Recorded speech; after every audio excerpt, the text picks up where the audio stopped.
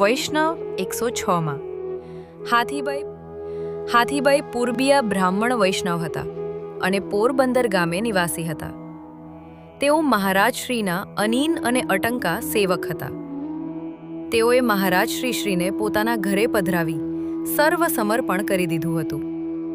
તેઓ મહારાજશ્રી સાથે જ પરદેશમાં ફરતા તથા મહારાજશ્રીની નેકી પોકારતા અને શ્રી ગોપેન્દ્રજીની જય લલકારતા. જેમ ગજરાજની સેનામાં ગજરાજ હોય અને ગર્જના કરે, તેમ મહારાજશ્રીના જૂથમાં હાથીભાઈ ક્ષણે ક્ષણે શ્રી ગોપેન્દ્રજીની જય ગર્જના કરતા. વળી હાથીભાઈને ભગવદી સ્વરૂપનો ભર ઘણો જ હતો, તેમજ તેમને એવી ટેક હતી કે પથારીમાંથી ઉઠ્યા પહેલા 9 પદ બોલવા અને ત્યાર પછી પથારીમાંથી ઉઠવું. એમની એ ટેક એમની દેહ રહી ત્યાં સુધી શ્રી ઠાકોરજીએ પાડી. તેમની વાર્તાનો પાર નથી. એવા પૂર્ણ કૃપાપાત્ર પરમ ભગવદી હાથીબાઈને આપણા દંડવત પ્રણામ પહોંચે. જય શ્રી ગોપાલ.